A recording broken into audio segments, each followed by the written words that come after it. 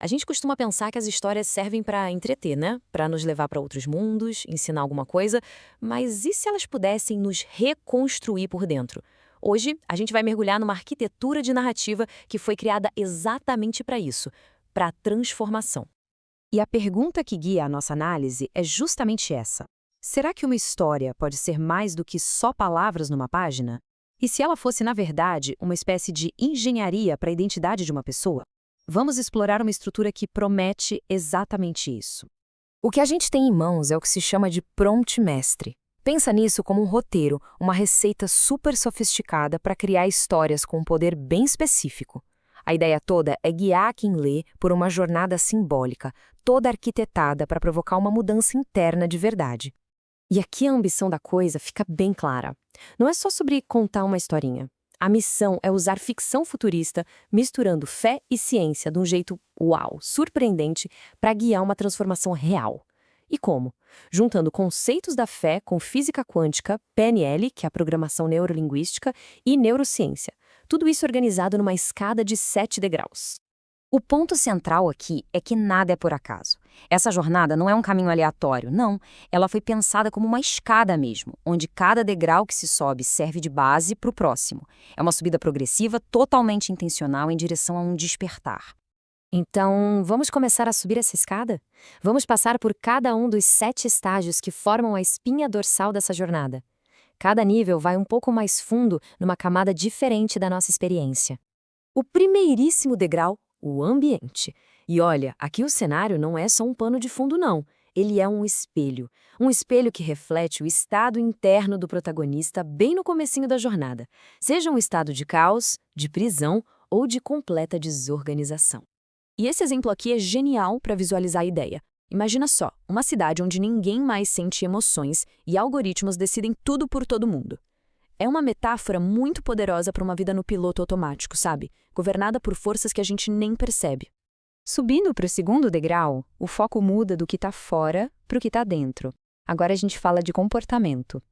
Depois de sacar qual é a do ambiente, o protagonista é desafiado a quebrar os padrões, a mudar os hábitos que foram moldados por aquele cenário todo. A transformação de verdade começa com uma única ação. Um simples questionamento ao algoritmo. Uma escolha que vai contra a programação. É o primeiro passo para retomar as rédeas da própria realidade. Um ato de rebeldia consciente, podemos dizer. No terceiro degrau, o das habilidades, a jornada ganha uma outra dimensão. É aqui que o protagonista descobre que tem capacidades escondidas, uns dons quânticos que nem sonhava que existiam. Essas são as ferramentas que ele vai precisar para a grande virada que está vindo por aí. Essa metáfora é incrível. Porque, não adianta nada só descobrir que se tem o dom de manipular a energia da realidade. É preciso aprender a dominar esse poder. Essa é a fase do treino, de aprender a usar essas novas ferramentas internas com maestria. Chegamos no quarto degrau. E esse é o ponto de virada, as crenças. Agora a batalha é 100% interna. O protagonista precisa olhar de frente para as fundações invisíveis da sua antiga realidade, ou seja, suas crenças mais profundas e antigas. O grande desafio aqui é a desprogramação. É aquele momento de cair a ficha de que muitas verdades eram, na real, mentiras coletivas, um programa que rodava na sociedade. A missão passa a ser quebrar esse código e se conectar com uma verdade mais autêntica. No quinto degrau, o dos valores, o compromisso é colocado à prova. Depois de mudar as crenças, vêm os testes. O protagonista se vê numa encruzilhada. Voltar para o conforto da vida de antes, ou bancar sua nova visão de mundo, não importa o que custe. E esse exemplo é perfeito. O sistema cria uma simulação da vida antiga, todo confortável, familiar. É a tentação final. A escolha que se faz nesse momento é o que define o que realmente importa e o que solidifica os novos valores. É o teste de fogo. No sexto degrau, o da identidade, acontece a grande revelação. É aqui que todas as peças do quebra-cabeça finalmente se encaixam. O protagonista não só acredita em algo novo, ele entende quem ele é de verdade, na sua essência, livre de todas as correntes do passado. A ideia de um espelho quântico é uma metáfora linda para esse momento de autorrealização.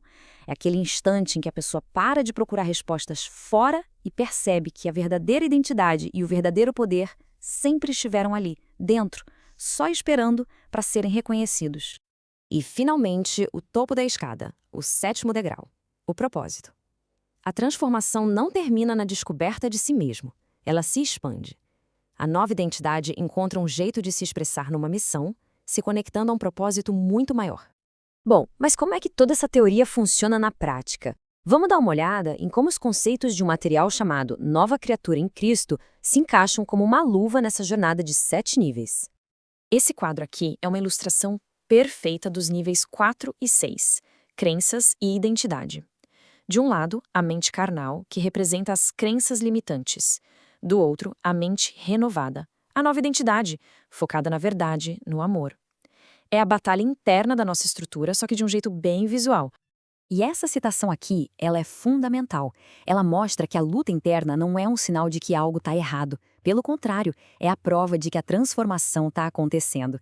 É a natureza nova brigando com a programação antiga, exatamente como a jornada descreve. E o material ainda dá um passo além. Ele oferece um roteiro prático. Reconhecer a nova identidade, renovar a mente, se revestir desse novo eu e, por fim, caminhar nessa nova realidade. É a aplicação direta da nossa estrutura, tirando a transformação da teoria e levando para a vida de todo dia. Então, vamos dar um passo para trás e olhar o todo. Por que essa arquitetura narrativa importa tanto? Qual a implicação mais profunda de se criar histórias com esse poder de transformar alguém? Essa citação resume tudo. A intenção é muito clara: unir ferramentas da psicologia, como a PNL, e da ciência, como a mecânica quântica, com princípios da fé. É usar uma linguagem moderna para ilustrar uma verdade que é bem antiga. As nossas crenças e a nossa identidade interna realmente moldam a nossa realidade externa. E isso tudo nos deixa com uma reflexão muito poderosa. Indo além da teoria, fica a pergunta: o que realmente mudaria na vida de alguém se essa pessoa vivesse cada segundo com a convicção absoluta de que tudo se fez novo? Como seria viver não como uma versão melhorada do antigo eu, mas como alguém radicalmente transformado?